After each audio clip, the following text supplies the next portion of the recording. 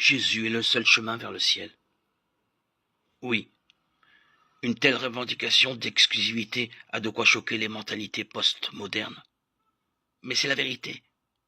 La Bible dit qu'il n'y a de salut qu'en Jésus-Christ. C'est lui-même qui a dit en Jean 14,6 « C'est moi qui suis le chemin, la vérité et la vie. On ne vient au Père qu'en passant par moi. » Il n'est pas seulement un chemin parmi d'autres.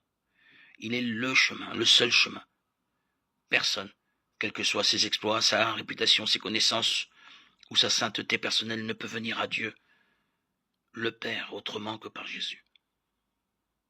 Il y a plusieurs raisons pour lesquelles Jésus est le seul chemin. Il a été choisi par Dieu pour être le Sauveur. 1 Pierre 2,4.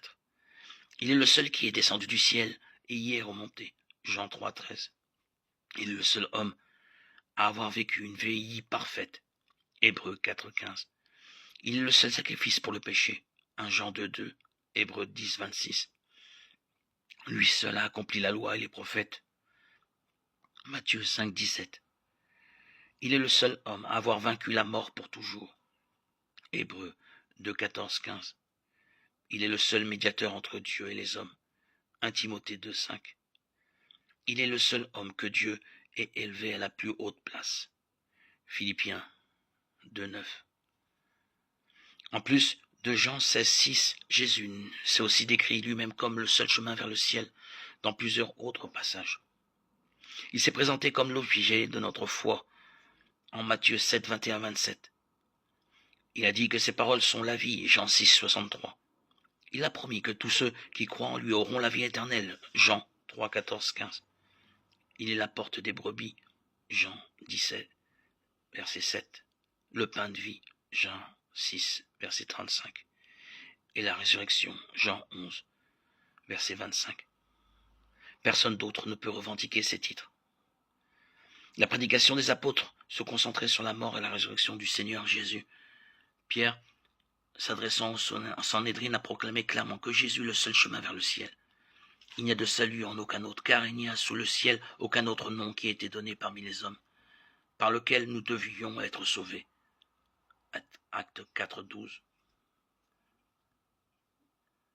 Paul, prenant la parole à la synagogue d'Antioche, a décrit Jésus comme le seul sauveur. Sachez-le donc, mes frères, c'est par lui que le pardon des péchés vous est annoncé, c'est par lui que toute personne qui croit est libérée de toutes les fautes. Acte 13, 38-39. Jean ajoute que nous sommes pardonnés en Christ. Je vous écris, petit enfant, parce que vos péchés vous sont pardonnés à cause de son nom. 1 Jean 2, 12. Seul Jésus peut pardonner les péchés. La vie éternelle au ciel n'est possible que par Christ. Jésus a prié. Or, la vie éternelle, c'est qu'ils te connaissent toi, le seul vrai Dieu, et celui que tu as envoyé, Jésus-Christ. Jean 17, 3. Pour recevoir le don gratuit du salut de Dieu, nous devons regarder à Jésus à lui seul. Nous devons croire en sa mort sur la croix pour nos péchés et en sa résurrection. C'est la justice de Dieu par la foi en Jésus-Christ pour tous ceux qui croient. Romains 3, 22. Un jour, pendant le ministère de Jésus, beaucoup de ceux qui le suivaient se sont détournés de lui et l'ont laissé, espérant trouver un autre sauveur. Jésus a demandé à ses 12 disciples, « Et vous, ne voulez-vous pas aussi vous en aller ?» Jean 6, 67. Pierre a répondu exactement de la bonne manière. « Seigneur, à qui irions-nous ?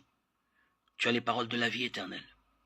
Et nous croyons, nous savons que tu es le Messie, le Fils du Dieu vivant. » Jean 6, 68, 69. Puissions-nous tous, comme Pierre, croire que la vie éternelle ne se trouve qu'en Jésus-Christ. Amen.